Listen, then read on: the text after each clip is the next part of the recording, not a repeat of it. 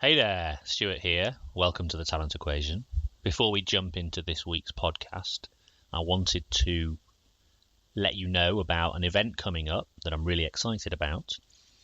At the beginning of 2020, I will be joining up with Juan Gonzalez Mendia from Sudamerica Coaching, who is hosting another one of his Future of Coaching conferences. This year, I'll be joined by Mark Bennett, again, Amy Price, who's been on the podcast. Check out her episode around the use of video games in coaching. Also, James Leith, who is a fantastic coach from America, who works with John O'Sullivan on the Changing the Game project, has a wealth of experience to share with us.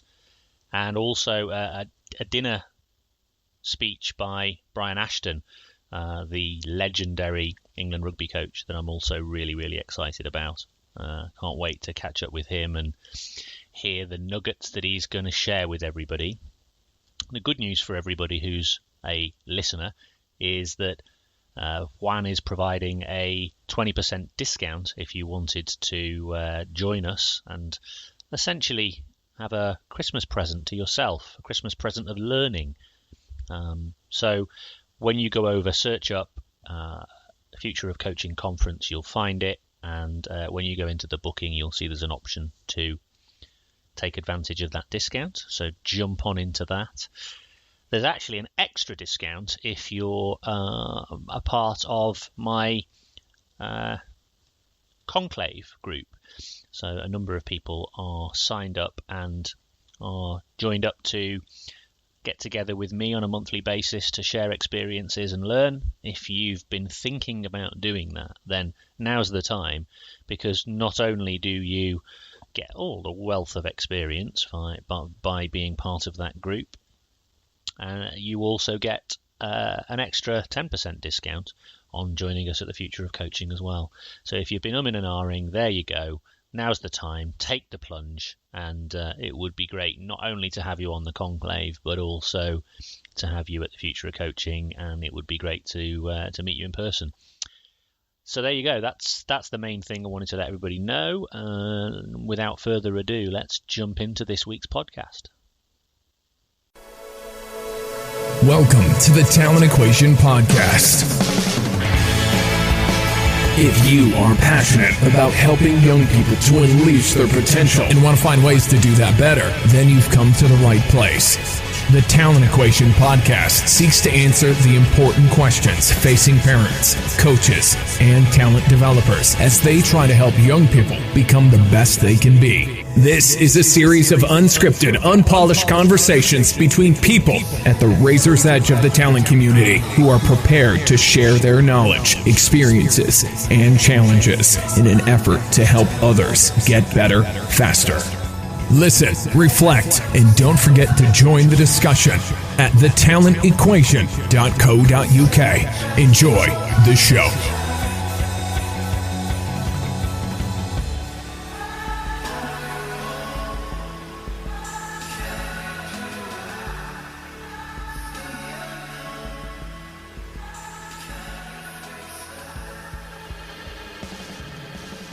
John Kessel from USA Volleyball joins me for a conversation about all things coaching, sport, talent development, whatever. John, starting point, I suppose, if you wouldn't mind, is you were kind enough to send me a bio, but I always feel I wouldn't do that justice, and I think you've got a very rich background in this, and you're very much somebody who's been on the radar, I suppose, to talk to for quite some time, and it's really my fault that we never connected. So I wonder if you could just tell everybody the story, really, about kind of your journey within this realm of sport. I was on my way at college to go become a doctor, and I started the men's program in 1971 at Colorado College, and then some of the gals, Marla Borowski from Kansas, said, "Would you start a women's team?" And I said, "Yeah, I can do that." And I've never really looked back to being a doctor. I've always gone on the path to coach coach coaches is really my passion. It came because I was a player coach of the men, and I was coaching the women's all at the same time while I was going to college. And that path I've just kind of pursued the whole time. In the para-volley side, because I was the producer of the Paralympic sitting volleyball venue for Atlanta. And so 20 plus years ago, I started to see the value of disabled sports. And my dad played beach doubles in the 40s. I played in the 60s. My son played leading up to his current position as an outside hitter at Berlin Recycling in the Bundesliga there in Europe, in Germany. And, as a dad, I found the same teaching principles to apply between coaching and teaching and being a parent. All you're really doing is teaching your kid to stand without you. Although I think a lot of parents forget that in this day and age, and they don't do a good enough job of teaching their kids how to stand on their own. So I got started at USA Volleyball 30 years ago, haven't left. And, our company back then was about 7 or 8 of us, and now we're nearly 100.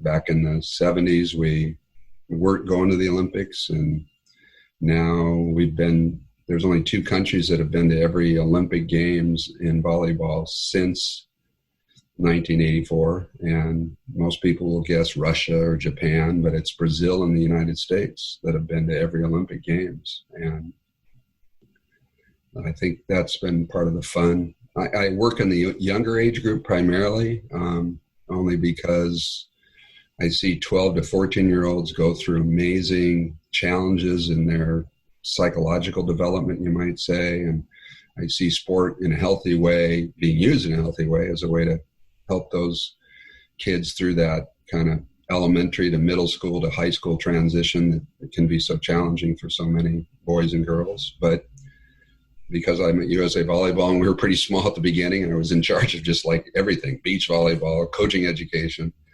we only had a few people doing everything. And now, luckily, we've got awesome people doing all these sort of departments of Paralympic and even snow. And one of the projects I'm working on is snow volleyball. But I think now that that's kind of working, and we've had some gold medals and silver medals in the FIUB tournaments in the last year or so, good people, Sean Scott, and those guys are doing it. I just, kind of kick it off, you might say, and get it started rolling the right way. So, you mentioned that. There's a lot to unpick because I've got loads of questions. But before I get into all that, I have to say, I love the sport. I've never played, I've never played properly, I've never played the kind of full 5v5, 6v6 game. Sorry, but I am famed for having a volleyball net in the back of my car, and any excuse I get to get it up and get it playing, I will get playing with friends of mine. But I've recently also found, because the weather we have over here in the UK is obviously not normally that conducive to outdoor volleyball, and also rarely do we have the space because we all have relatively small gardens. I've also discovered the amazing game of Spikeball. Yeah, that's a little bit more confined, so that works. Which is actually a really interesting game, and I was wondering what your thoughts on Spikeball were as a way of perhaps engaging young people in the game, because many of them never really get exposed to volleyball at all. Well, Spikeball, and I do a thing in the FIVB where I show 15 variations of the game. In the Philippines, they hit it off their elbow, and that's the only way you can play the ball. And right. Foot volley, you can't touch it with your hands, which is the way you play the regular game. So they're heading it, and they're chesting it, and they're kicking it. And so Sepak takraw out of Indonesia, where they're playing over badminton net, and they're whirling and kicking. And the skill of that game is truly incredible, isn't it? It is, but it's essentially the same principles of rebounding a ball over a net and with your body. Yeah. Tennis is the kind of game that you probably play, which is the one-hit game where it just goes back and forth. And in Afghanistan and the Philippines, that's called Deum or something like that.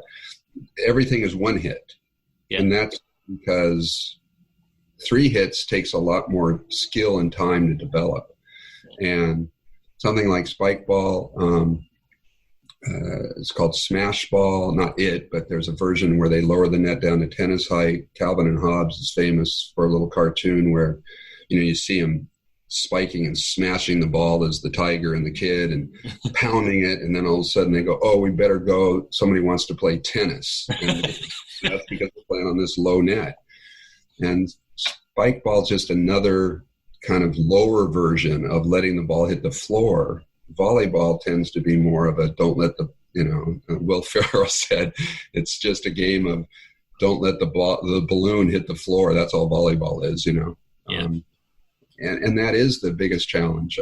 I think one of the things that you see in spike ball and you see in any rebound sport, tennis included, but is the incredible importance of reading. Yeah. The problem my sport has that I don't see in tennis is that our coaches will put up the net and then literally ignore it for maybe 45 minutes. They take a half hour to put it up, and then they practice on the same side of the net, which I've never seen in tennis. Even when Djokovic plays Federer, they warm each other up, over the net, back and forth. Well, that's the way, it's a one-hit game there, but they're using the net. In badminton, they use the net all the time. And in table tennis, they use the net. And they're way away from the table and you get to that high level, but you're still playing over that net using your court. And in volleyball, they put the net up and then they stand on the same side and they ignore the incredibly important skill of reading, which is probably more important. I mean, Karch and I were talking, he's probably played 400. I probably played 500 games of 1-on-6. I'll play myself. I get 3 hits and your teammates get 3 hits. And I've really never lost. That's mind-boggling for other sports. Like in basketball, that just couldn't happen. But in volleyball, because I can read and get to where you're hitting it, I'm there, and everybody on the other side of the net is going, come on, there's only just one guy. Just hit it away from him. But when I see you hitting it to that other place, I go to where the ball's going. It's like hockey, Wayne Gretzky.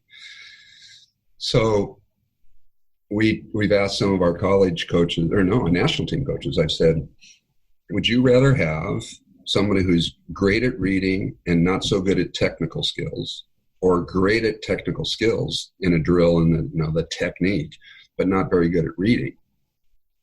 And Stu, 100% of the national team guys and gals go, we want the kid that can read, not the technical person. And you see that in great soccer players, football players. You see that in other high-speed, short-distance, reaction read sports. That's what really separates you out, is your ability to read what's happening on the other side of the net, in this case, for volleyball. And so, having said that the coaches recognise that this incredible skill of reading is such an important part of the game, and yet I imagine the practice doesn't necessarily focus there. It's based more on the actions. Would that be right? Or techniques, yeah. Technical part. And, that's... I'm going down to work with U.S. Sailing next month, and I've done a lot of stuff with hockey and lacrosse and other team sports, and it's the same problem in most team sports, that most coaches practice so practice looks good instead of practice for performance. And performance, our USA women's team is one of the top 2 teams in the world. We've won the Volleyball Nation League 2 or 3 years in a row. We just took second in the World Championships. China is obviously very good too. And that team that's so good in the world, with all this decades of experience on the court, they're still out of system 50% of the time, essentially. I think the actual number is 48%. I coach 13-year-olds. Hello, we're out of system the entire time, basically. Yet in practice, we practice so the system is in place and it looks good. But then when we go to play the game, it's chaos. It's random. It's not looking like any drill you've ever seen. And I did this training in the 70s as well, because I was teaching the way I was taught.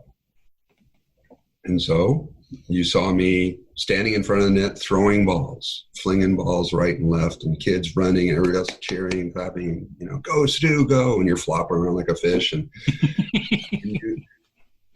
you look good in practice, and everybody was, oh, look at how much we hustle.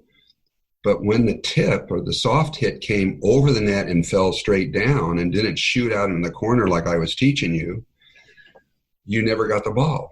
And then I get mad and I'd run that drill again. So you had to hustle and hustle, even though the reason you didn't get the ball was because you just didn't read it. And a lot of the volleyball coaches that might be listening, know that they could be sitting on the team bench and walk out into the court and save the damn ball. And the ball falls on the players who are there, because from the bench they can see what was happening, and because they've got probably a few years more experience than their players often, they can see that it's going to be a tip, a soft shot, and the players all go hook, hook, and they look over you for the answer, and you're just going, God, it's my fault. I didn't teach them to read. And in the great sport of football, you can pause with the ball, and you can look around a little bit, and you can hold on to the ball as you throw it in, and all these other things. And in the great sport of basketball, when you're baffled, you can hold on to it and look around and twirl and figure out where to pass it next to. And if somebody throws it to you, you reach out and you grab it and you bring it back to the right spot. If they don't, working with the Oklahoma Thunder, there's bad pass Fridays where everything had to be thrown poorly, not perfectly. So you could learn to do all this random variation. And in volleyball, you can't hold the ball. It has to bounce off your body, any part of your body, legs, feet, head, whatever. But you can't hold on to it. So one of the more amazing factoids that I gathered from one of the Olympics is that on average, an Olympian, if you average a setter who touches the ball a lot into the mix, you're touching the ball less than a minute for the entire Olympic Games on your body, because a spike is only 1/100th of a second of contact time. So it takes 100 spikes before that human has touched the ball for a second, and that evolves into a thing that maybe Lauren's talked about, but the whole concept of wrist snap. And I urge people to look at a golf club that hits the ball with great backspin, and the golf club head doesn't snap. It just hits the sphere in the right spot. And that's actually what's happening in spiking, is that you're hitting the sphere in a place that gives it topspin. You're not, what I used to think in the 70s, wrapping your hand around the ball and making it spin. No, it's the contact time's 1/100th of a second. That doesn't exist. And you'll get people that just go, no. That can't be. My experience contradiction, That's great. Here's a picture of how long the contact is. It's 1/100th of a second. How are you getting spin? It's more like a billiard ball cue stick spin that's happening when you spike, and not my hand wraps. And I think you can go on YouTube and see the same thing about the myth of top spin in tennis, because the time on the strings is way less than you think it is for a tennis game. So I don't know, just an aside.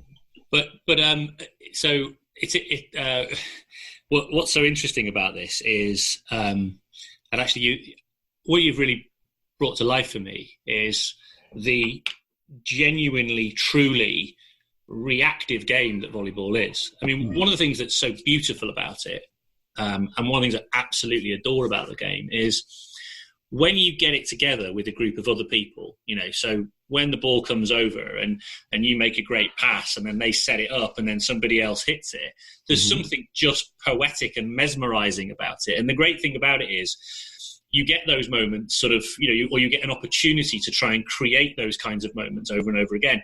Whereas, so like, for example, in a game of like field hockey or football or whatever it is, you might not get a moment like that really very often. Whereas in volleyball, you get the opportunity to try and create something like that. And it's almost like you have all these little micro moments, which is really nice. But what I think people forget is, and so I think a lot of people then look at it and almost think, well, what we now need to do is to just basically try and recreate those set pieces. And if we do them over and over again enough and we get them rehearsed enough, then actually we'll get them perfect. But the reality is, even in the most perfect example of, somebody passing and setting and spiking, there's still loads and loads of adaptation and reaction that's required, not only to teammates and the information coming from teammate, but opponents. And I guess providing an environment that's rich in those kinds of that kind of information, and also designing it in such a way that the individuals are able to then, kind of begin to start to have their attention drawn to where the important information is. Is that the challenge that coaches are facing in your experience? Yeah, it is. And it's tied into this, what I'm going to do as a hitter starts with my teammate's serve reception. And that kind of, if it's a good one, then I'm going to have these opportunities to do these shots. And if it's not good, I'm going to have a much narrower opportunity, even though I'm 2 hits away. And then the set comes out, and that narrows what I can do. And then a block goes up. Sometimes it's a huge Russian one, or sometimes it's a smaller Japanese one or whatever.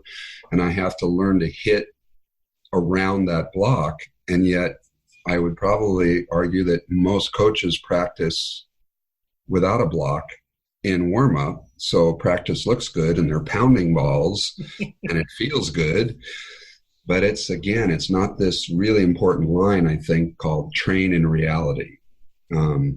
We in sport drill and don't train enough in reality. That's just the problem. And that's so that practice looks good.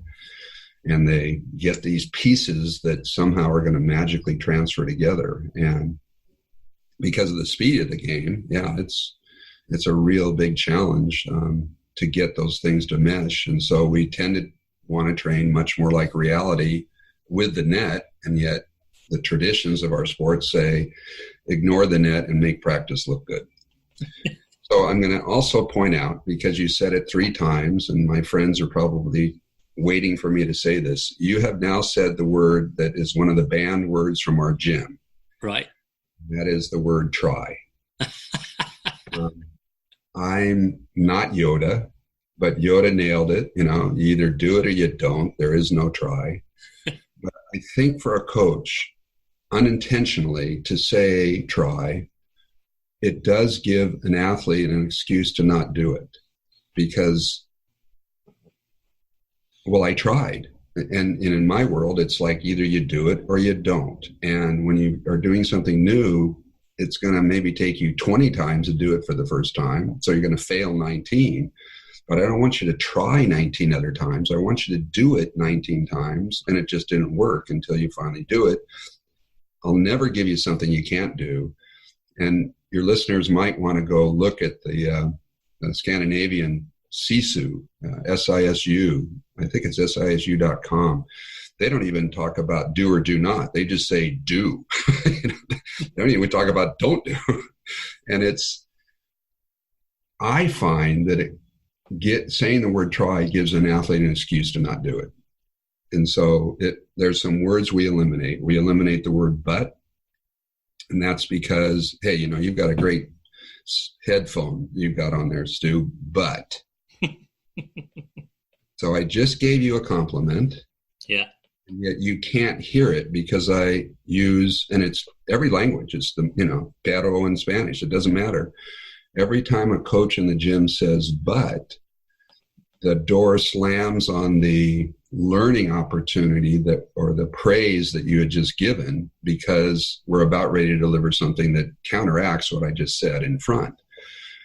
And I have found over years that if you just change the word but to and you become a better teacher. They learn more effectively. They hear the compliment, and then the and gives some sort of other guidance that you're working on. So the other one is the word don't. And we really, really work hard to eliminate that word. because there's a million ways to do it wrong and only a few ways to probably do it right. But, I think when all's said and done, words really matter, and how we talk. We've got this thing going on here with quid pro quo for our president, and it's like, no, it's called bribery. It's not called quid pro quo. You're making it all screwed up by saying something in Latin when it's just, hey, he's bribing. So, and that probably makes me lose some listeners, but okay. Well, to be fair, I imagine people who listen to this show are all fairly au fait with what's happening in that world. And I tell you what, things are no better this side of the pond. You do have some challenges. So yeah, the less said, the better about that. Interestingly, though, so I think one of the first times I came across you and some of your work was through Trev Reagan's Train project, which is absolutely fabulous, I have to say. I'd love to know how that guy puts out some of that stuff, because he does produce some absolutely beautiful things. And many of the messages he sent out there were really powerful, not least of which he was very centered around the growth mindset idea. Mm-hmm. And a lot of what you've been saying there, I think, fits in with that. However, I was interested just to explore with you for a second around the word try, because I'm totally with you, I think, in sentiment.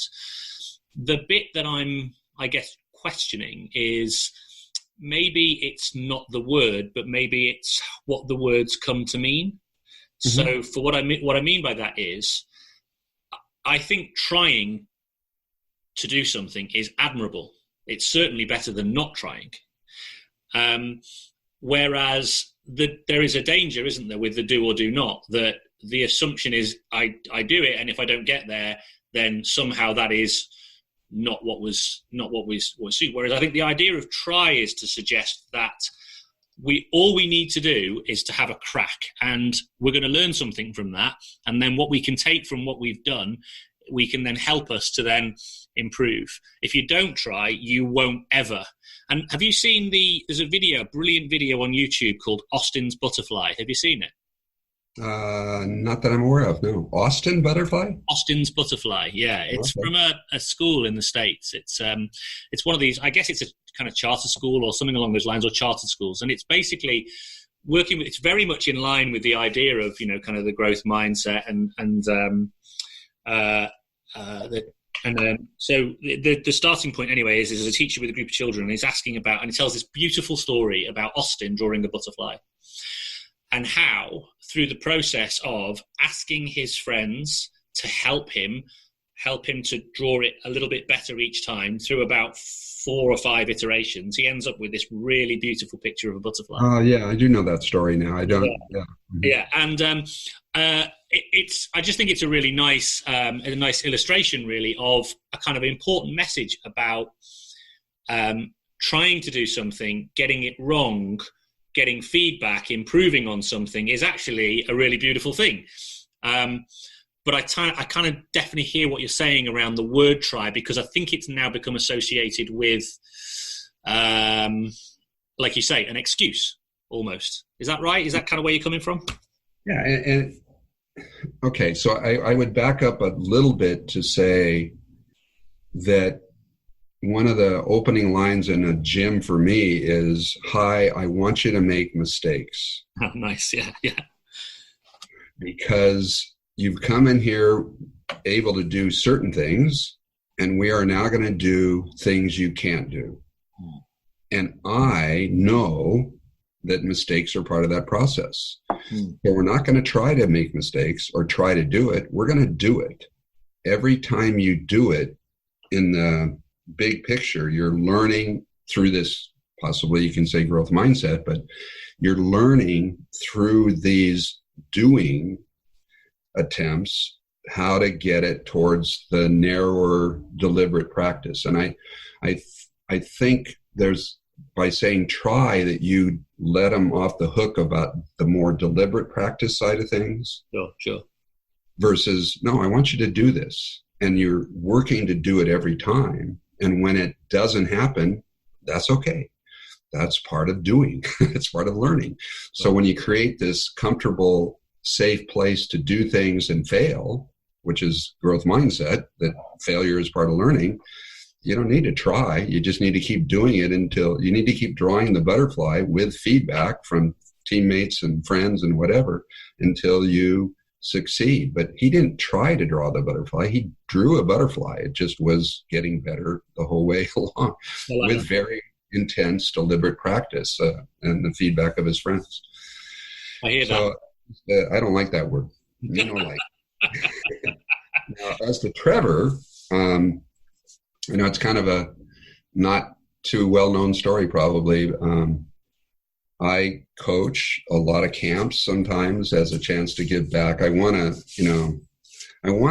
and I think are parallel worlds. We're working to be the person that you needed when you were young. Yeah. That's what you're working on. Yeah. And so Trevor was young, and he was probably about 25 maybe or so. And I went up to his mother's school in Lander, Wyoming, at the foot of the beautiful Wind River Range. And I taught the camp before it started with the athletes. I gave about a 90-minute talk on how do you learn. This was in maybe 2000 or so, I would guess. Maybe a little later, probably 2005. And my kids came up, my son Cody and my daughter Mackenzie were there, and we were at the high school, and we haven't even stepped on the court, and we're doing a session on how do you learn? What is motor skill? That's simplified for the athletes, but I want them to know we're not going to stand in front of the net. We're going to use the net, and we're going to do things that make you fail more often. And I said, I'm sure 2 or 3 times, I want you to make mistakes. That's how I know you're learning. If you just keep doing something you're already good at, I want you to do new shit. And so this talk, and then we went into training. That night, as I recall, Trevor, who's a basketball coach at the time, just beginning, had probably done a year of summer camps, and he came up at his mom's place or wherever, maybe for dinner, and he goes, Mr. Kessel, does this motor learning stuff work for basketball too? And I said, Trev, this is how you learn a skill. It works in music. It works in delivering a play. It works in surgery. It's a motor skill, and this is how we learn faster. And he came down about maybe half a year later to my office, and we sat and talked for a long time because he was wanting to change his training. And in his summer camps, he saw the immediate effects of the change.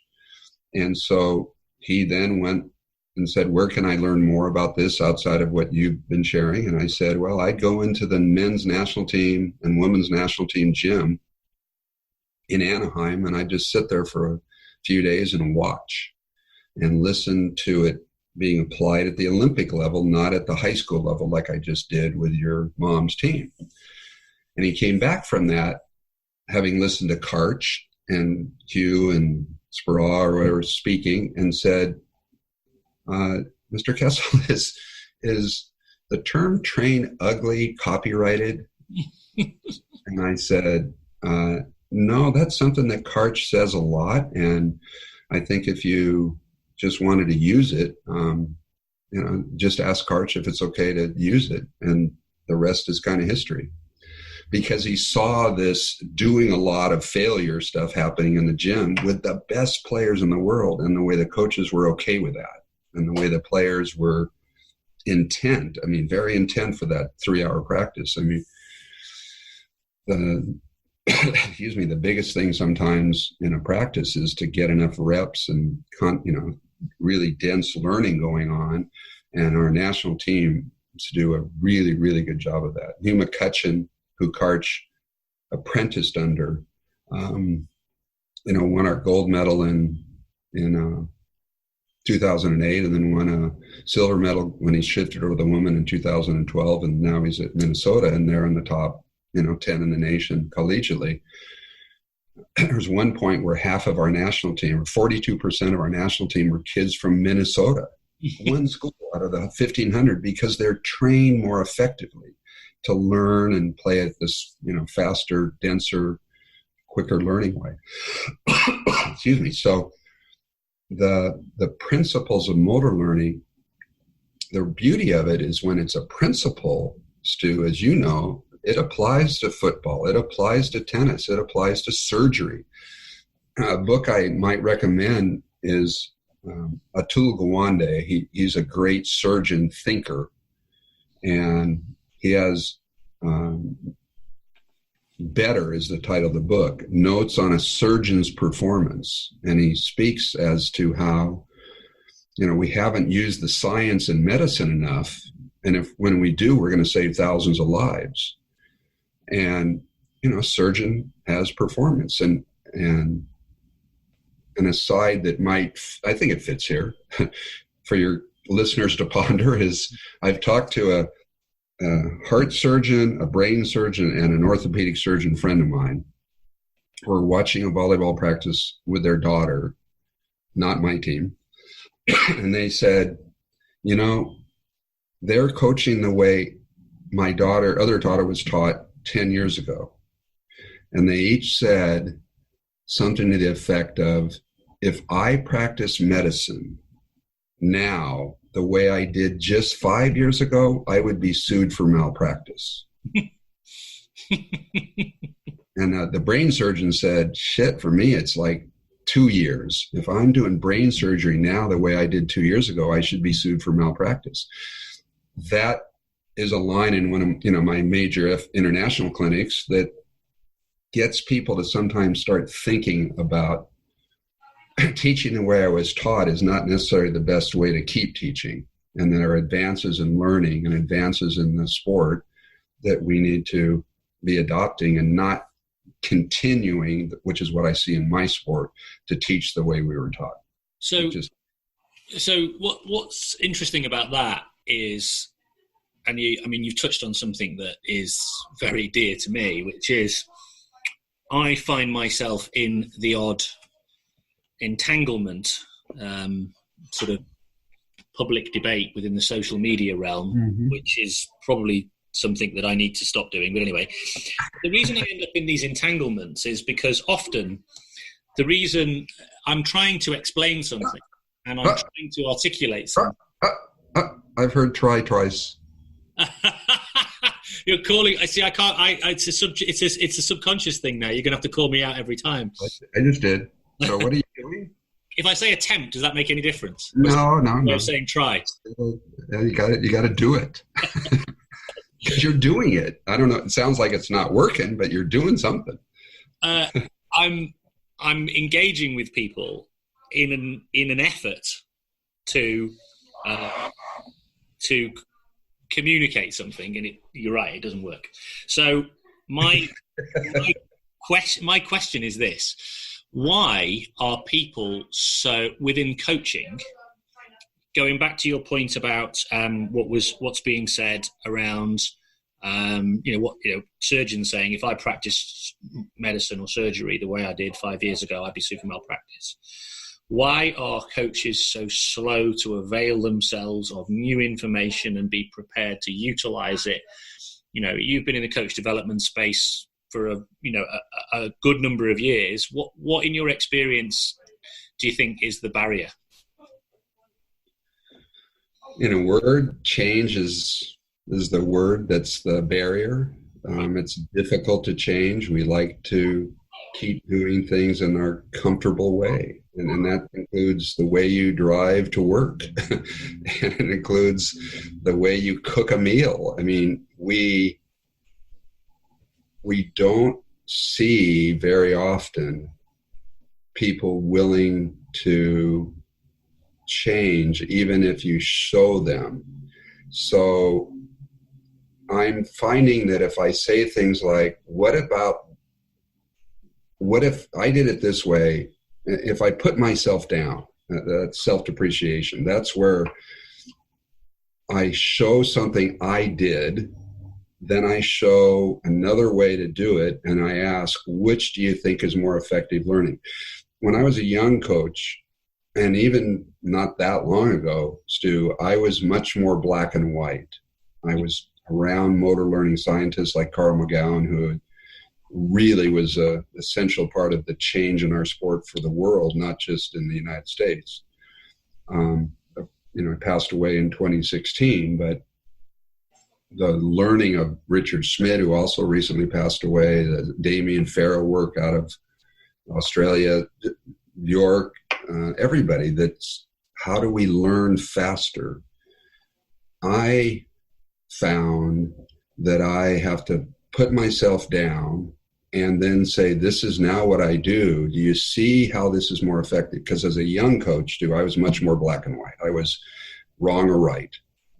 And now I'm living in the gray a lot more, and just asking them to consider which of these two options is a more effective way to learn, since we only have so much time. I mean, I'm coaching a team 2 hours a week, twice a week. I got, a whopping 240 minutes to get all the learning across. And so I actually have to be way more effective than Karch and Spira on the national team, because I only get 4 hours. They get 4 hours, 6 days a week, 5 days a week, So by giving choices and letting them make the determination, and let me give you a good example. Every clinic I do, I just did one in Morocco.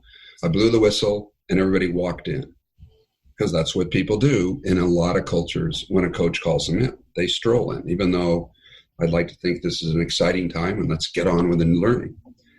So they stroll in, and what happens next? I say, okay, the next time I blow the whistle, let me ask a question. If this half over here walks in and this half over here runs in, the next time I blow the whistle, who's going to get more learning at the end of the season? The team that runs in every time the coach blows the whistle, the team that strolls in like you guys just did. And they all know the answer. And then I say, well, you may do so. And the next time I blow the whistle, virtually 80% run. The other 20% that are still in old matter go, oh shit, I'm supposed to run. And then they start to run too. And we get on task sooner. So it's this being an old fart, showing my younger self fail in effectiveness compared to what I now know to be more effective.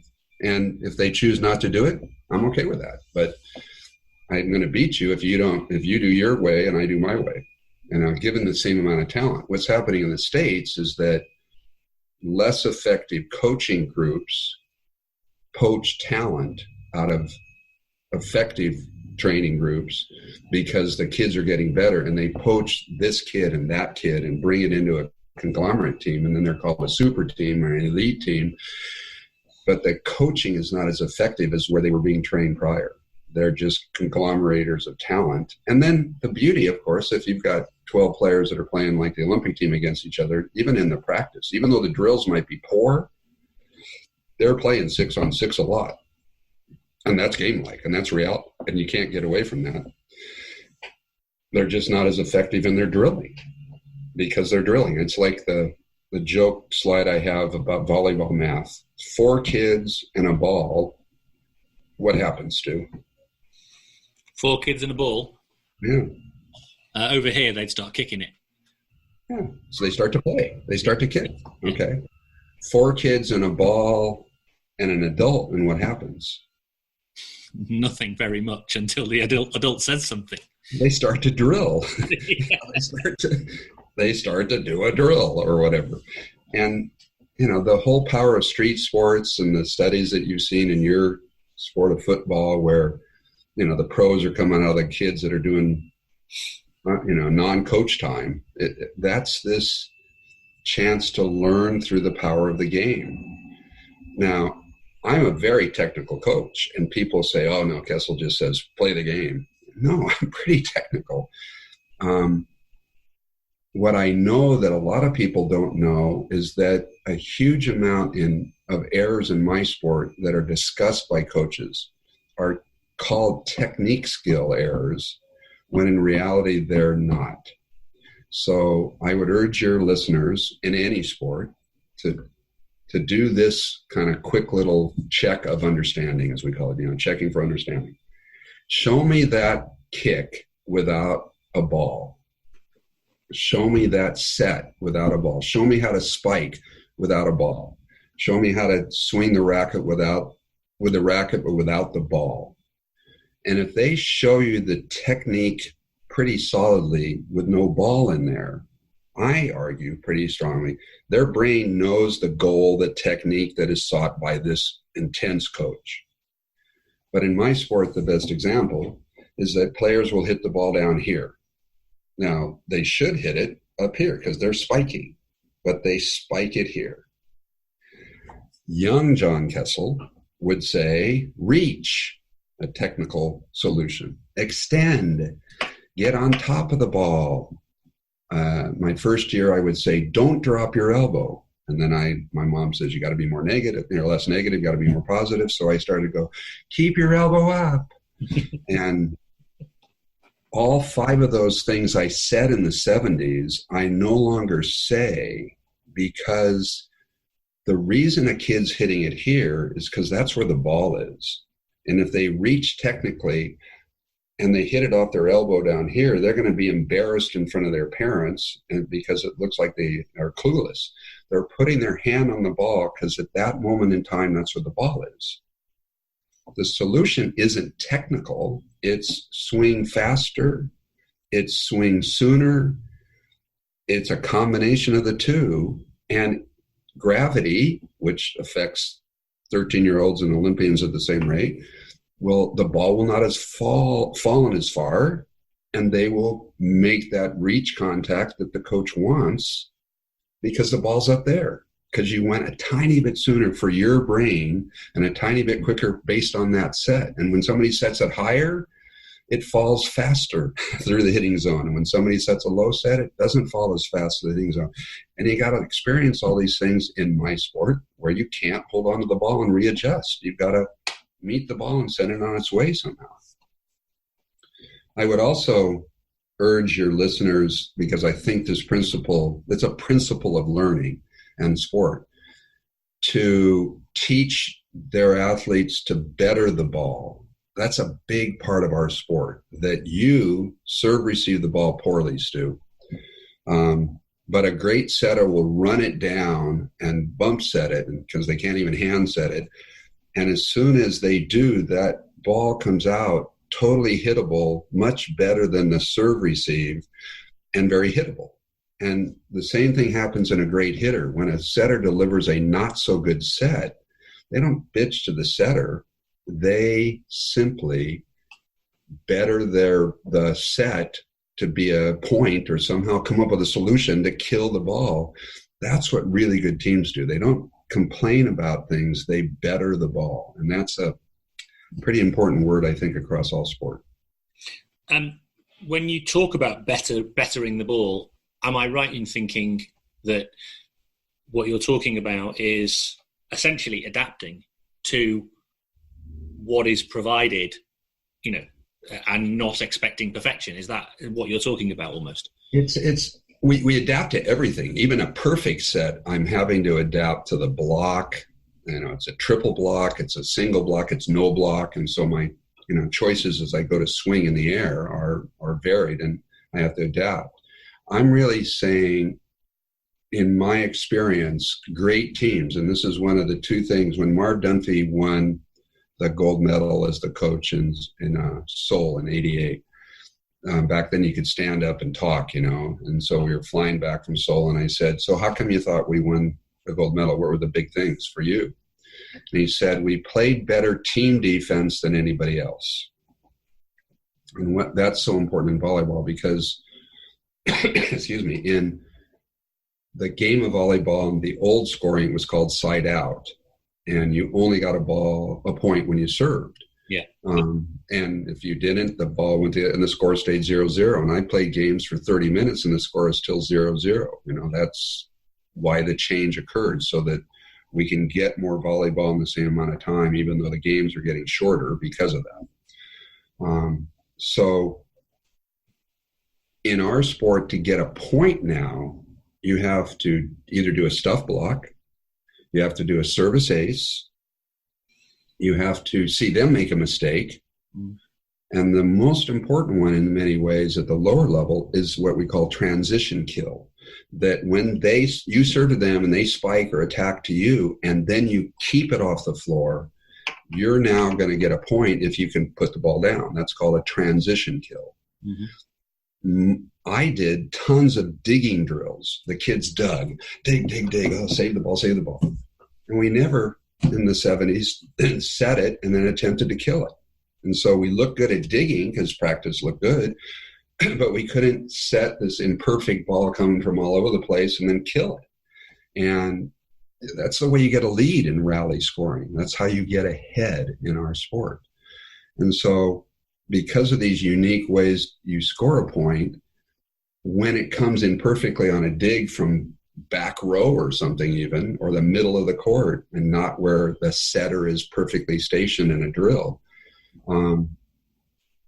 I got to learn to kill that. And my job to better the ball is to take this ball that might be set super low off of a horrible dig and still figure out a way to get the point.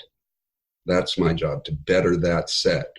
And the setter is to bump set or deliver this really nice hittable ball off of a horrible dig or a horrible pass or a horrible first contact or whatever. And if you can't get the point, would the next best thing to do be deliver the ball in such a way that it limits the possibilities of the opposition getting a good kill, transition kill? Sure, it does, and that's just part of the learning of the game. One of the things that's fascinating to me, and I'll share this idea too, because you've got a unique group of listeners, I think.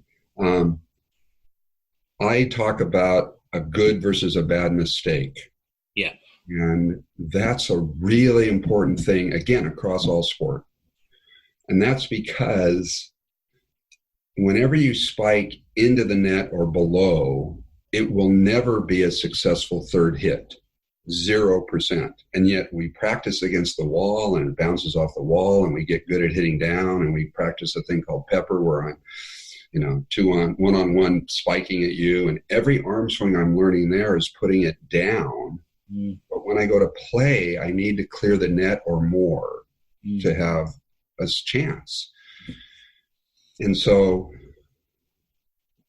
this good mistake is anything over the net, including out of bounds, and a bad mistake is into the net. And yet, in my sport, the vast majority of training is to practice hitting into the net by spiking it down against the wall and by spiking it down to a teammate.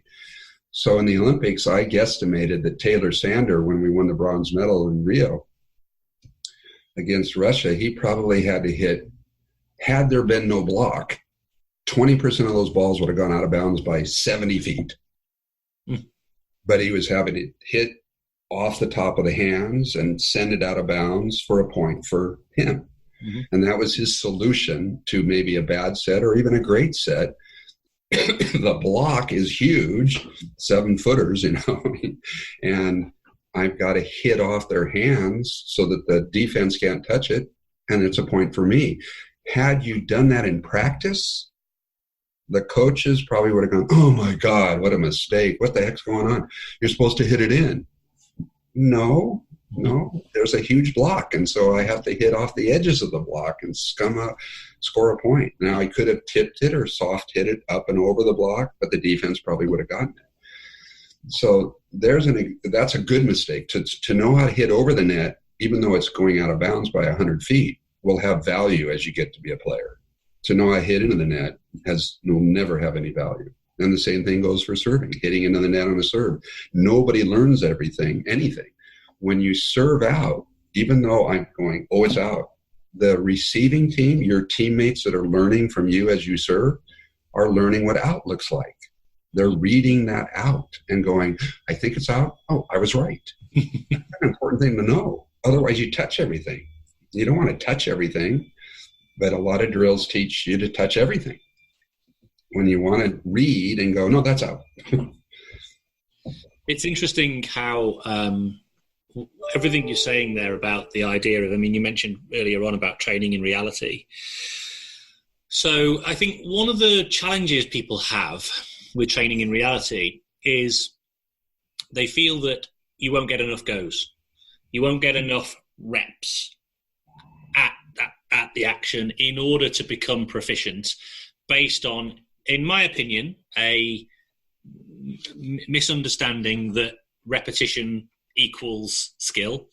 And you won't get enough goes. And like you say, it's all games based. So a minute ago, you mentioned that you're actually quite technical. So I'd be interested to know, how do you go about developing, kind of technical capabilities while still trying to maintain that sense of realism? Try again. I'm going to give you £1 every time I say try. I already owe you 5. There you go. Again, in my sport, because it's so rebound and so tight, and the most concentrated number of people on the same space, other than chess, you just have very little time to learn to be in the right place at the right time, other than by doing it in reality. Yeah. When I stood there and threw like this, underhanded, so that you could run it down and everybody was going to go, Stu, you were learning nothing about a tip, which before the ball gets touched and goes over the net, you should be charging forward to getting that ball, because the ball will be short near the net, and that's the read you have to do. Yeah. So when I say reality, it's mostly because the net is my reality, and because what players do is my reality, and because as a hitter, where I'm going to make a decision of what's likely to be open, which is there's not going to be a triple block, there's only going to be a single block. That's because if my teammates pass it really well, my brain goes, oh, lots more options. When my teammates don't pass it so well, I'm probably going to be facing a triple block. And before it's even set, my brain is going, okay, I got a triple block. What am I going to do? I'm probably thinking the 7-footers on the right side. I'm not thinking this consciously. I've just played and know it without thinking. Craig Buck, I asked him, he was a gold medal this twice, and phenomenal blocker and middle blocker. I said, how do you know when and where to block? And he goes, I don't know, I just know. Yeah. You just do it enough that you know when and where to jump, because every foot you go further away from the net moves where I'm going to block you, and moves when I'm going to jump by a tiny bit. But in our sport, to make practice look good, coaches spend lots of money and buy boxes, and they stand on a box and they spike at their kids, and the blockers leap and block the coach that's frozen in time on a box, and practice looks good, but the kids aren't learning to read what a hitter actually does when they run in imperfect ways and stumble and are short versus tall, and where the block is forming. And the blockers in that case actually have to watch the ball to figure out when to jump, and yet good coaches know that great blockers watch the ball as little as possible and look at the hitter, which is the intelligent thing, as long as possible to get all these tips about what they're going to do. It's kind of like a goalie. A digger is the goalie on a penalty kick, and I'm sure the goalie is sitting there looking for all sorts of advanced cues on what this guy or gal is going to do when they kick and attempt to get it past me as a defender, And the more experience you have, the coach calls it hinky because we learned about it from the way the Border Patrol, the more they see cars, the more cars they can intercept carrying drugs. But if you ask them how they know it, they don't know. They just have this thing they call hinky. They've learned it. And yeah, it's the way the car might be weighted and the actions of the people and stuff. But how do you learn it? In reality, you don't do hinky drills or drug. Here's a fake car coming through with drugs, and here's not one. You literally sit there and learn it through experience. And so, exposure to environments that have as much of that realism as possible.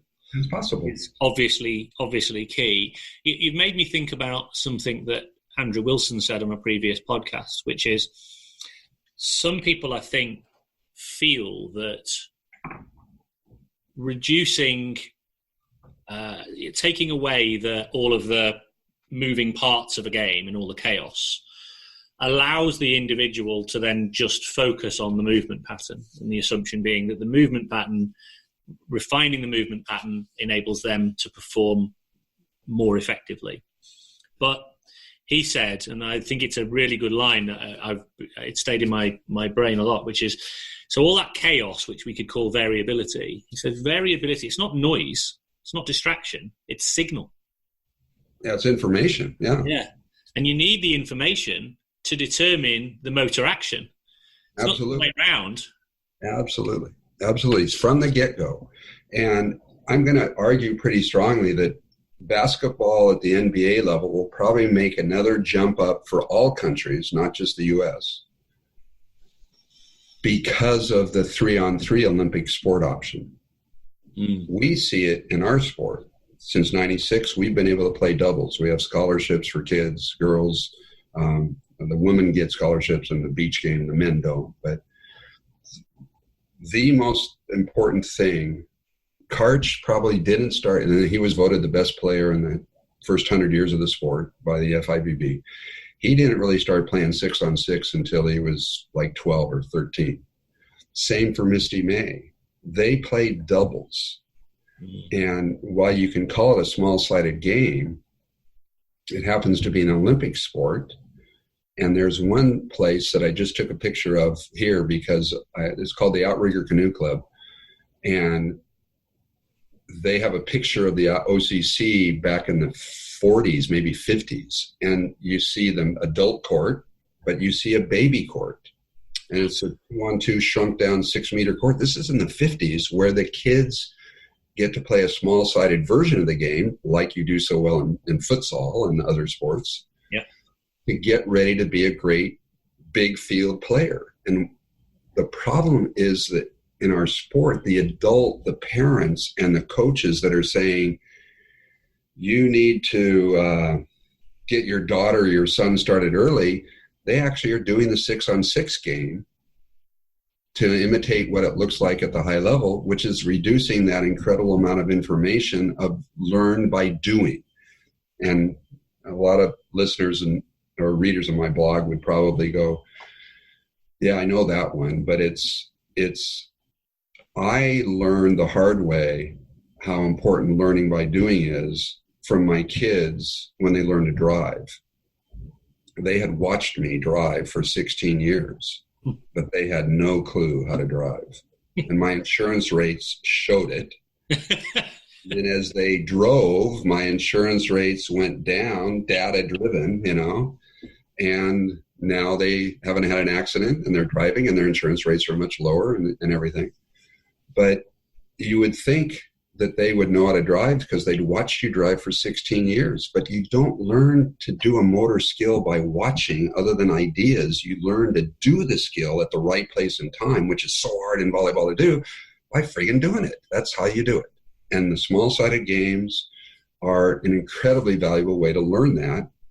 Back to your question at the beginning about reps. Yeah, I'm teaching technique and getting reps by putting up a ribbon down the middle of my court, and I have 30 kids playing 2-on-2.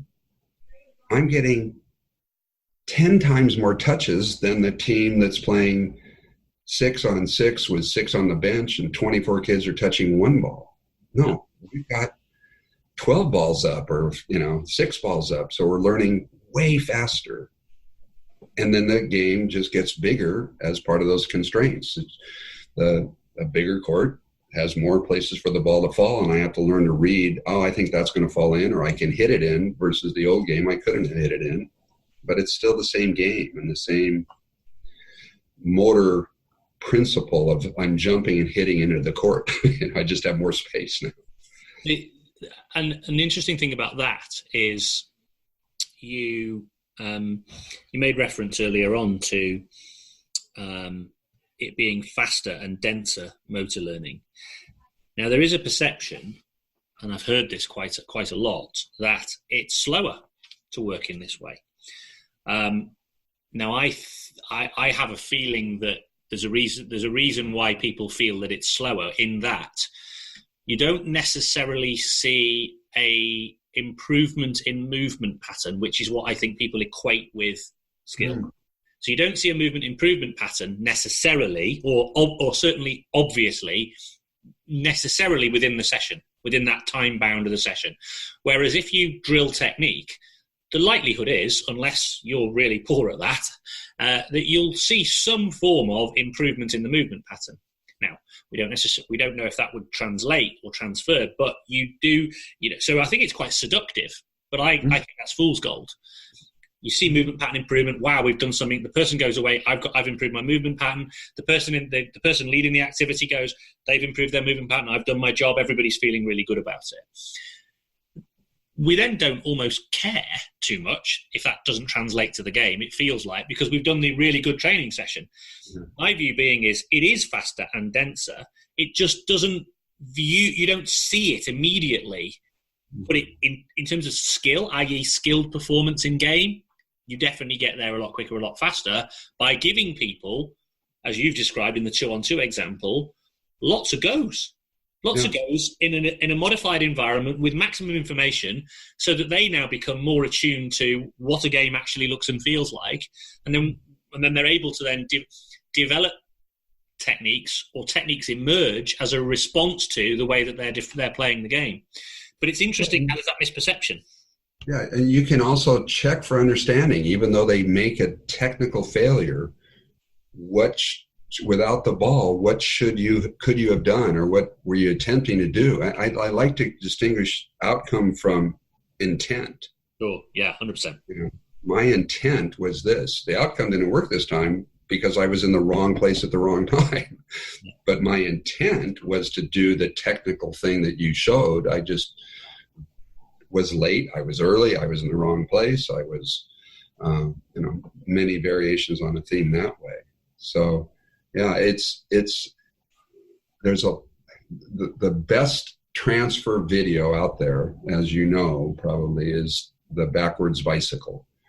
Yeah. And, people that if they haven't seen it should go right now to YouTube and type in backwards bicycle and watch the whole thing and go, what does that mean to my kid's learning?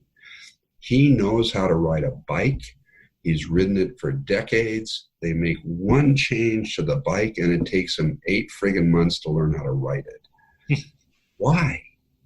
And that's because of the principle and learning of specificity. And too often we do all these non-specific things hoping they're going to transfer into the game, so that practice looks good, and practice does look good, but it's not transferring. In that example you gave of the does it transfer into the game when it's done this way in a non-game like way? And in my experience, it really doesn't, sadly.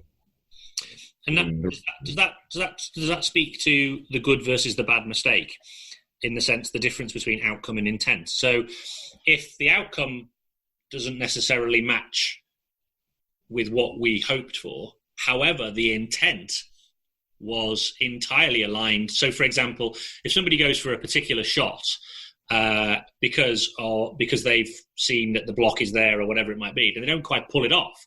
But everything they were working towards doing, given the information that they've seen, was exactly in line with the kind of decision that you would hope that they would make, then that's a good mistake in my book. Yeah, and I don't know the other sports as well, but I work with U.S. skiing and where our top skiers come out of, in Vail Ski and Snowboard Club Vail. You can go too wide on a gate and you can go too tight on a gate. They're both mistakes. One is going to kill you, and the other one is going to make you able to keep racing. So I might want to, ultimately, I want to get closer to the pole. I want to start by being a little too wide rather than a little too tight. That's the good mistake in my sport. Lets the rally continue, or at least teaches something. Is it better to set the ball too tight to the net or too far off the net? Perfect being maybe, say, a meter. Well, I want the ball to be set off the net too far. It's safer. I haven't had knee injuries for a long time. So, but when we teach in a straight line a lot, so the drill looks good, and then the ball comes in on an angle, and I'm supposed to send it. Well, because the ball's got this movement, and I'm used to just this, it drifts too close to the net. So I'm teaching, ultimately, you to be worse in the game when I want you to start by setting the ball 3 meters off the net. It's called a back row attack. It's an Olympic set. But with little kids, we teach them the front and back set off the net, too far, but not too far. That's called a 3 meter line attack. And you learn that. And then as you get better, you bring your sets closer and closer to the net, but you never launch them over the net, but once in a blue moon. Yeah. When I'm taught in a straight line, I then put half the balls over the net. There's a big word that all of our sports should ponder and study, and that word is variance. Humans have variance. We're not robots. We are humans and not machines. And so when I hammer a nail 100 times and I hit it 100 times, I'm pretty excited because I hit the nail 100 times in a row. But when you study the pattern of the hitting of the nail, it's a bell curve. Yes, I'm aiming at the middle of the nail, but I have a bell curve of variance, even on a hammering a nail. Well, in passing, our tradition is to put the setter right on the net. And if that's my target, half the balls go away from the net a certain distance, but the other half go over the net. And so in order to take a younger player and have success, who has a much wider variance in their skill set of this is my intent, but it varying all over the place, I've got to give you a chance to be good. And so we move the target way off the net so that all the variance within it keeps it on my side of the net, not flying over the net. Now, the problem is, Stu, at the lowest level, when you play one-hit volleyball, you often win.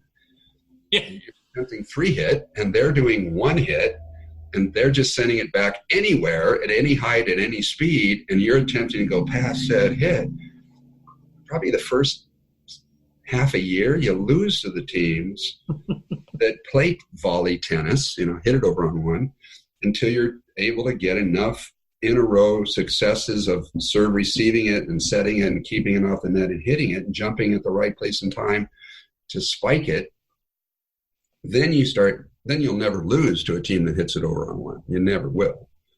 But in that initial first year or half a year of learning, the teams that want to win, not focus on the process, but on the outcome, they want to just for God, I don't know how many young coaches, for God's sakes, just get it in, or for God's sakes, just get it over. No, I want to learn how to hit hard, and I'm going to miss some swings when I'm swinging fast. But you're now telling me, for God's sakes, just get it in. And so I never learn to swing as fast as I can because you're focused on winning, not on the process. And so first, accuracy second. Yeah. So, I think the point about variance is such a key one, isn't it? Is the idea of people associating skill with the reduction of variance and sort of reducing variance so that, and actually seeing anomalous movement as being an error, and correction of the anomalous movement pattern is the key to success. I used to work in golf for several years, and it's endemic within the game that the solution to performance challenges and performance difficulties is the reduction of movement error. And in my view, that might be in some cases that there may be some truth to that. However, more often than not, you used to ask elite players, and you'd ask them sort of how'd it go in there, and I'd watch them, I'd walk with them, and I'd see them playing and all those sorts of things, and I'd just see them make decision-making errors, just errors around they hadn't thought through what the game was asking them to do. Where what their aiming point. It wasn't necessarily an error of execution; it was an error of judgment, which is you were attempting to hit the ball to a place that was a disadvantaged place in the first place. Yeah. And then you compounded the error by then executing poorly. But the assumption is it's the execution that's the problem. Yeah. And I think I see that a lot. Now in golf it's sort of a bit more obvious because everything's happening in slow motion, so to speak. No, it's not what you see in football and volleyball, where the judgment error has to be done before contact, as it's traveling towards you, and that's a big challenge. And it also made me think of another classic Richard Schmidt point about transfer when you said golf. So many people go to the golf range and hit, I did this when I played, I happened to be teammates with a guy named Corey Pavin in high school. Wow. And, we got good because we would play 48 to 72 holes of golf a day. And we were first on the course and last off the course, and we just kept playing golf. But on the driving range, you hit the driver 20 times until it feels good, then you put it down, and then you pick up the 7-iron, you hit it until it feels good, and yet your handicap doesn't change because you're not doing enough golf-like stuff on the driving range, varied stances and varied, and Schmidt makes it clear, I think, that you should be hitting the driver, and you're not going to hit the driver in a golf match for 3 more holes, so hit some other clubs before you then pick up the driver, and of course now you're randomizing and you're not getting a chance to get the groove of your driver, but that's because if you do that, you'll be a better golfer faster. Yeah, even though it doesn't feel like that in the actual practice environment. Exactly. It's that forgetting and remembering part that is also not considered enough by coaches. They just do things in a row thinking that that's helping, whereas the brain is not learning as effectively versus randomizing it, and then I forget and I have to remember, and that is what is strengthening the neural pathways. I've got a 45-minute or so, maybe an hour webinar that I highly recommend that I did maybe 6-7 years ago. It's called The Game Trains the Brain by myself and Steve Bain. And, in the end, this is all about training your brain. And there's a lot of people that kind of show their lack of learning who say, well, it's all about muscle memory. And you go, okay, now your muscles don't have little brains. It's all about the brain, and there's no such thing as muscle memory. And what we're learning faster and faster, we're probably at about the 7-year-old level of understanding of the brain, but we're learning each year faster ways to remember and learn more effectively. And those are the principles that I'd love to see shared in all sports. And so it's probably about 5 or 6 year old webinar, but it's still a really important topic, that the game itself trains your brain to make the right decisions at the right place and time. And I always think as well, when it comes to the idea of technique development, because a lot of people say to me like, oh, so that means you never develop technique? And I'm going, no, of course not. So the difference though is that if a player is struggling with a particular movement, that means that they are finding it difficult to be able to do something within the game. So they've discovered something. There's a problem that they can't solve for themselves. I can now work with them through a process of, some questions and a process of to support them with and share them some options that they can then go and explore and work around. But that's very different than me saying to somebody, here's a movement pattern you're going to need in this game at some point. I'm going to teach it you now, and then when you go in, there'll be a moment in time that's just like this moment we're learning it in here, and you'll be able to apply it. It's much more powerful if an individual says, I really can't work this out. I can't get the ball to where I want to get it to. How can you help me there, coach? Yeah, no, you're right. And I think one of the changes that's happened that I didn't have, well, I did it with video, VHS, but the amount of self-learning athletes can do by just going on YouTube and seeing these ideas and then bringing it to practice to do it in the next practice that's a kind of an important homework area, I think, for any sport, because there are some amazing examples of what is possible that most people don't realize is possible until they see it done. And YouTube shows those powers of human possibility in a way that wasn't available 20 years ago. And we need to take advantage of those mind-altering options that go, oh, this is possible, you know. And it feels to me like within the world of volleyball, there is certainly, I don't know, I mean, I could have a complete misperception because I've spoken to a few people in the world of volleyball who seem to be able to talk the same language. Certainly, say, Lauren Anderson's been on the podcast several times. Some of the stuff he's doing over there with Rise Volleyball is, really fascinating and very nice. I've probably been to the Rise gym for a total of a week or two total time to be there to kind of talk to the parents, talk to the coaches, spend time with Lauren over a beer and ponder, how do we learn faster? I mean, it's that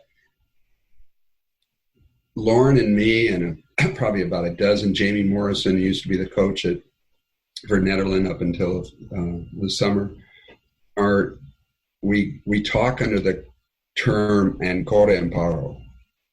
And that term I learned and shared it with everybody from Michelangelo when he was laying on his back doing the Sistine Chapel and going, I'm still learning. And somebody 87 years old can still be learning, then everybody listening to your podcast should be on that same path and it's probably why they're listening to you, because you're helping them still learn and they're not fixed in their ways. And that's a great thing. But I think that's one of the joys of sport in a healthy way. I throw out some Latin sometimes. One is the Hippocratic Oath, primum non caussere, which means first do no harm.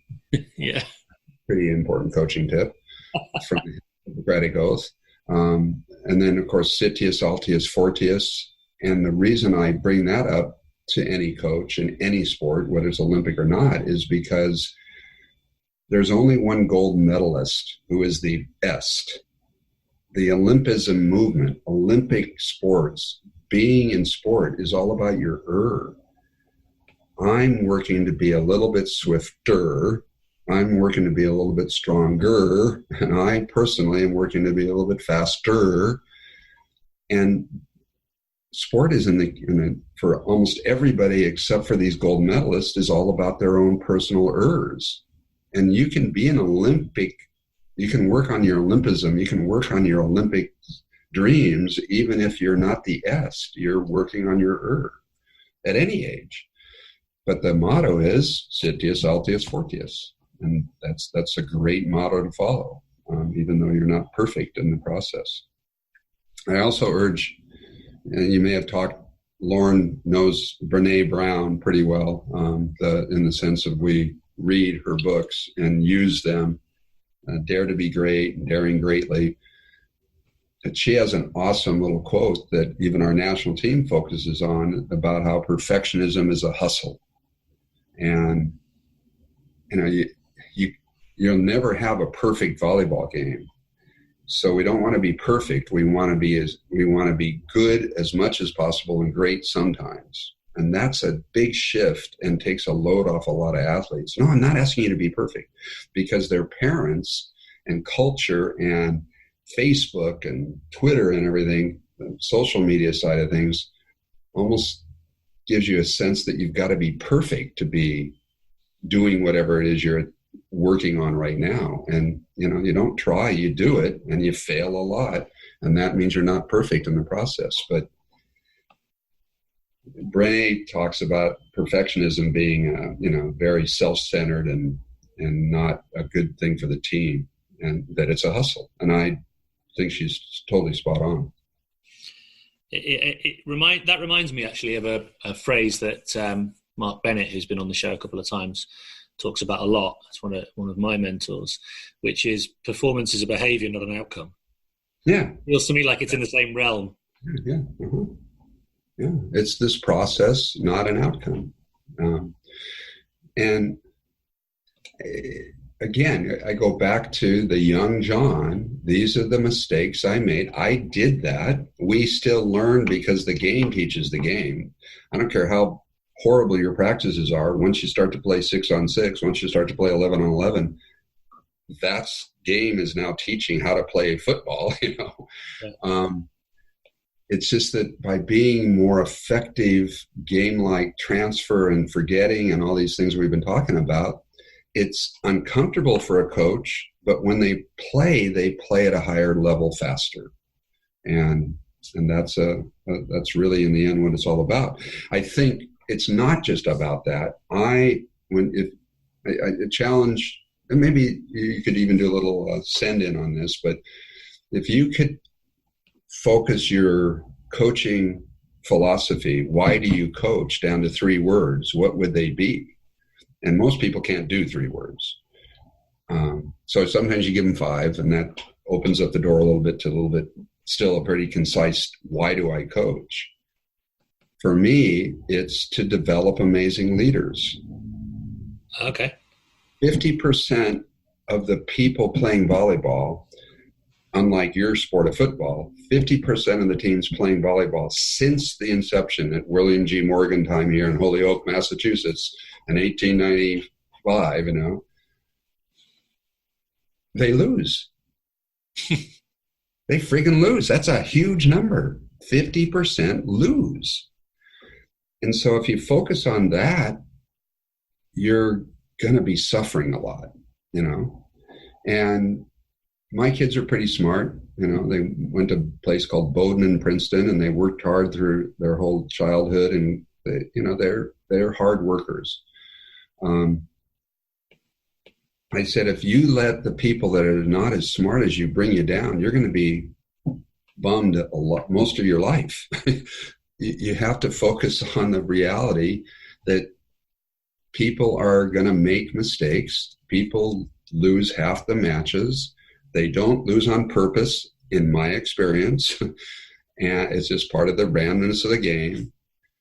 Shorter match times mean more upsets occur. That's one of the reasons we implemented Rally, because by making the matches shorter, finite Markov chains show that you're going to have more upsets. And, if you went all the way to the extreme and said, let's play Federer 1 game to 1 point, you and I might win a point in a game or two, But the longer it goes, the more likely we don't win because we're not as good as our opponents. So all of this, I'm about the leadership. I'm about the healthy side. And I trust my teammates and players to not make mistakes on purpose. And therefore, my way of dealing with mistakes isn't this, oh, you did that on purpose. No, I need to guide you to make more mistakes so you can learn the correct thing at this moment in time that's volleyball with so little time to think. And you don't, because I ask questions like you said so well earlier, my kids don't turn to me for the answer. You look at a lot of volleyball coaches, and probably in football too, and the kid makes a mistake, and the next thing their head swivels to the coach for the solution. Instead of, I'm teaching 12 assistant coaches, 6 on the bench, 6 out on there in the court, and you can problem solve, because I'm here to work on my lineup and the team tactics and things, not your skill. It's that same example, Stu, that I see in music. You pay private lessons for music teachers, and you pay this teacher to bring the group together, and they practice and they practice. And then when the performance happens in surgery, in plays, in music, they perform with mistakes included. And I don't see the music teacher screaming from the sidelines, that was supposed to be a B flat or anything like that, or calling a timeout. They just let it play out, because what we're doing right now, I think others have said it in other ways, but for me, what we're doing right now, this is our practice. Yes. We're practicing ideas. Then we're going to go into the competition we have to win, and that's called practice for the players. And when they go to compete, I'm taking notes for my next competition called practice. I'm not interrupting a ton. And I'm trusting that every error I'm seeing is either my fault or something that they did not intend to do. And when I say my fault, it's because in volleyball, that I know the best, there are many things that I teach that when they do it in the game, I get mad, but I can trace it exactly to a drill that I did, and they got good at that drill, and then because it wasn't game-like, they screw up in the match. And then I get mad at them, even though it's my fault. Yeah. It's fascinating, isn't it? Because I wonder whether sometimes, you said about our practice, so here we are practicing with ideas. Mm-hmm. I guess one of the problems we often have is that our as coaches, our practice of doing something new happens live with the athletes right there. It might be a practice environment, which in my opinion is relatively safe to fail, but I think for a lot of people isn't. Mm-hmm. And I understand you need a degree of experience and confidence to be able to be prepared to be vulnerable enough to fail with your athletes alongside you, and then to adjust and adapt. And so I can understand how in that environment for a lot of people, it's a scary idea to allow for failure with a group of individuals and put yourself out there. I guess the epiphany for me, or one of the things that helped me a lot to come to terms with that, is to understand that I'm always a learner. And all I am is a learner alongside another group of learners. I don't have to be in control. I don't have to be all-knowing. Yeah. I just have to be a learner with them. And sometimes I'll learn with them and we'll learn together well, and other times I won't. Yeah, you are spot on. And to that end, this is where I think Karch was one of the better coaches, quicker to see this. When a coach makes a mistake, you have to model the same reaction that you are doing with them. Yeah. And you have to admit your mistakes, and you have to say in front of the group, this was a mistake, and all that, and not expect you to be perfect while the players won't be. And that modeling of behavior, he has a nice talk with the athletes on judo and the white belt mentality, and the way the creator of judo, when he was realizing he was going to not make it on his sea voyage, he was going to die, they said, what black belt do you want us to bury you, or what belt do you want us to bury you in, since you're a 12th degree black belt? And he said, bury me in my white belt.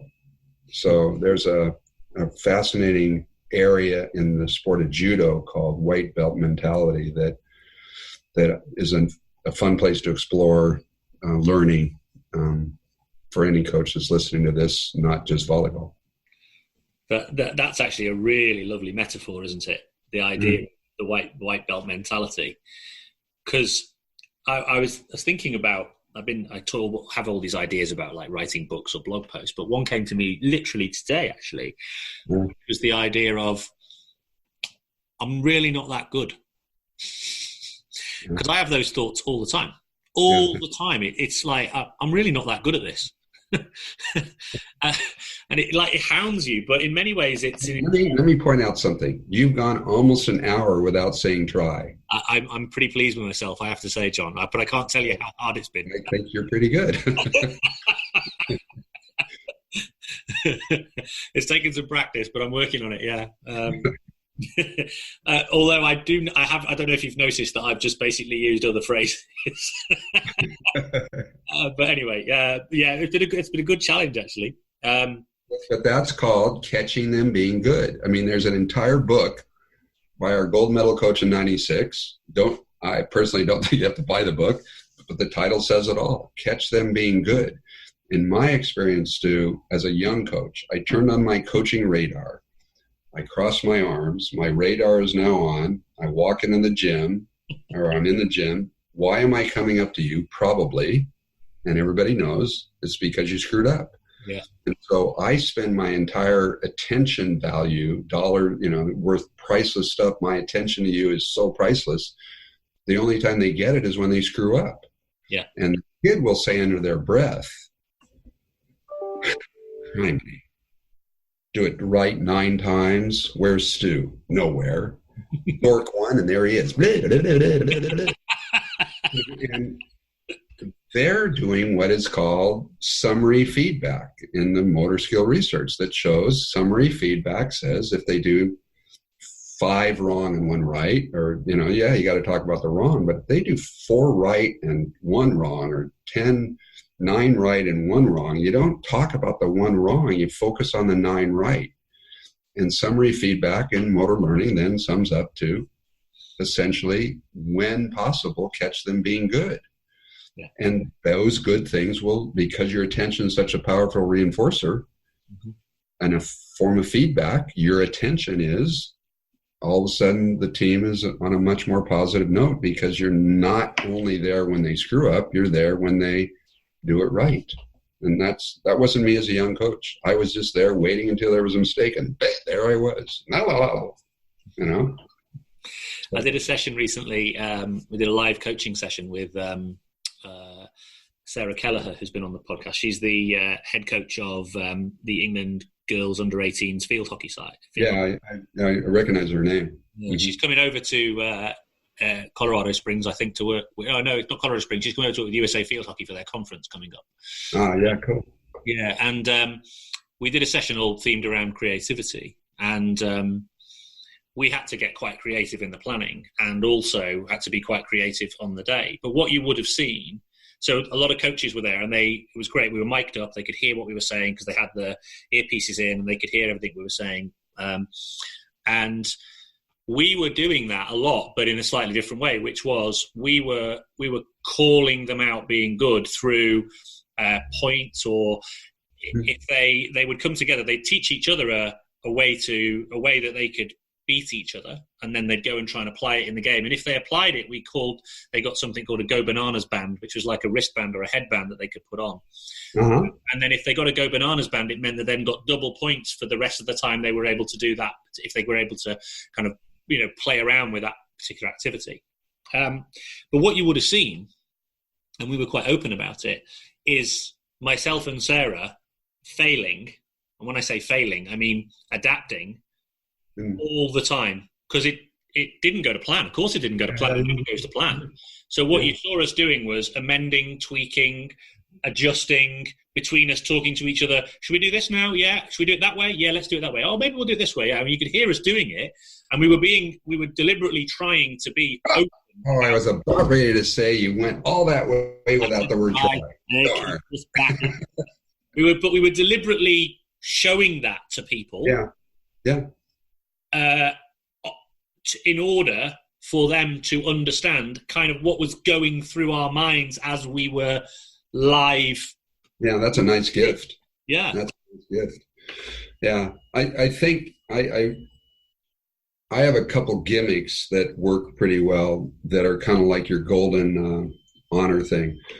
I call them Hollywood stars. We've got this walk of fame in Hollywood. Yeah. And when something occurs on the field, when something occurs on the court that's really good, you want to break your pattern of not and rejoice in that.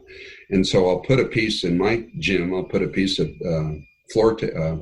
painter's tape down, and we'll announce that at 12 o'clock on this court, Susie did this, which is catching her really being good, something that's she pursued further than anybody else has. She did a jump torque serve for the first time in her life. And we stop practice and we celebrate, we put it down, and we have a Hollywood star moment. We just gather around that thing. And then I give the sticker to the kid, and they put it up in their bedroom, or they'll put them inside the wall in the gym where we keep all the Hollywood stars, depending on what you want to do. But I really like, it's a skill called pattern interruption, that when something is really something you want to reward or pay attention to, you break your pattern by doing something unusual. And it's a pretty important coaching technique. I think the other thing that, as you were talking about with Sarah and this stuff, it made me realize that you can make a drill or a game pretty well, but your kids should always be asking you, when you fail to do this, how do I win this? See, that may be one of the differences between Europe and the US. Kids compete really, really a lot in the US. And in that spirit, that means that if you set up a drill that doesn't show me how to win this drill, I'm not making it as game-like as possible. Yeah. Because when I play the game, there will be a scoreboard, and I'm going to have a winner or a loser. So we need to get our kids comfortable with scoring and drilling. And I really like it when I design something and say, okay, we're going to play this game, da-da-da. And then I fail to tell them how to win it because there's a lot of scoring variations. Yeah. And my kids will say, hey, coach, how do we win this one? Well, then you've succeeded in making them be your assistant coaches. Yeah. And they're calling you to task. Okay, this is great, but how do I win this one? And then the practice is going to be more competitive, and they're going to be more comfortable in competition when the score is being kept, which is all the time. I love it when they come up with a way to win that you hadn't thought, and you hadn't said they couldn't do it. Mm-hmm. And so they've gone, well, we're going to do this. And you're like, I'll go with that. I didn't say you couldn't do that. Yeah. Those moments of creativity are beautiful. Yeah. And yet I'll do things, and then I'll say 2 minutes in, I'm going, okay, who's winning this one? And they're forgetting to keep score. They're forgetting that part of the game-like reality is that up on every point ends in a, I mean, that's the one thing that's so unique about our sport now, is that every serve starts every point, yet many people in my sport don't start with a serve enough, but it's part of every point that they'll ever play. And then at the end, no matter what happens, except for the rare red or yellow, red card, every serve ends in a point, and that's game-like. And so that should be part of my practice, even with younger kids. Now, you can do cooperative scoring, where you're working to keep the ball off the floor, and how many times is across the net, so you're not competing against each other, but against the ball. Or you can do that kind of transition scoring where you cooperate for a certain amount of time and then you compete. Or you can compete right out of the gate with any variation of how do you compete. But we need to make kids comfortable with that game-like reality called scoring. And a lot of times I didn't as a young coach. I just did the drill. John, I'm conscious that you've got a busy day ahead of you, and I'm coming towards the end of mine, and I want to be respectful of your time. So I just wanted to say a big thanks for coming on the show. I've just really massively enjoyed listening to you, and I've been scribbling away doing the show notes as I now do them visually to tap into my kind of creative side a bit more. It's a very full picture I've got right in front of me here. I've been running out of space. I've been having to move things around in order to create some extra space. I know you're very generous with your time, and like you say, you put a lot of stuff out there, and you're constantly blogging and talking with a range of different people. If you're prepared to ask if you're able to respond to any questions people might have, could they get in touch?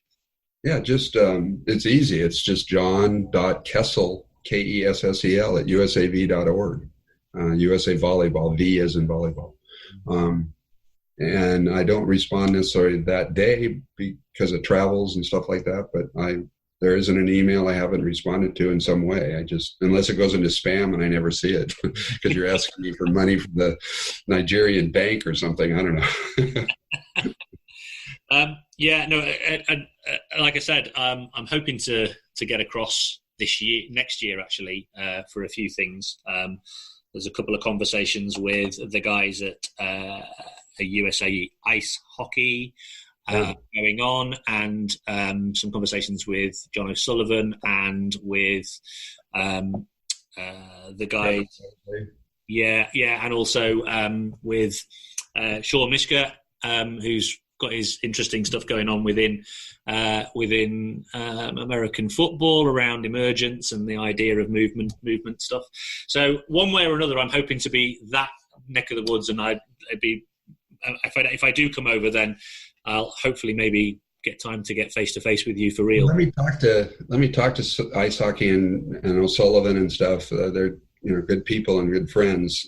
We have a lodge up in the mountains called Bison Peak Lodge, and I'm sort of envisioning right now that we'd all gather up there and sleep in the teepees and be on the field and be on the volleyball courts, but swapping some ideas in a kind of a unique environment. That it's a veteran first responder family retreat, but we also use it to have leadership and coaching education and stuff. So if you Google Bison Peak Lodge, Colorado, you'll see all the teepees and the cabins, and it's a pretty magical place of learning. We had the women's Olympic water polo team up for 10 days, and wow. Pretty special seeing them form and get ready for Tokyo and the way they were working together. Good group of athletes, and another team sport that is not volleyball but is part of the breaking down those silos. So thanks for your work in breaking down all the silos by getting all these weird sports to talk to each other. No, it's been great. That sounds like a truly amazing and magical experience. So I'd definitely be up for that. Like I said, I really appreciate your time. Yeah. Keep up your amazing work. I thought I traveled a lot, but nothing in comparison to you. And hopefully we can reconnect again at some time. I hope so. Thanks for the chance to share, and thanks to everybody who's coaching, because it's most of you aren't doing it for a lot of money. You're doing it because it's the right thing to do. So appreciate it.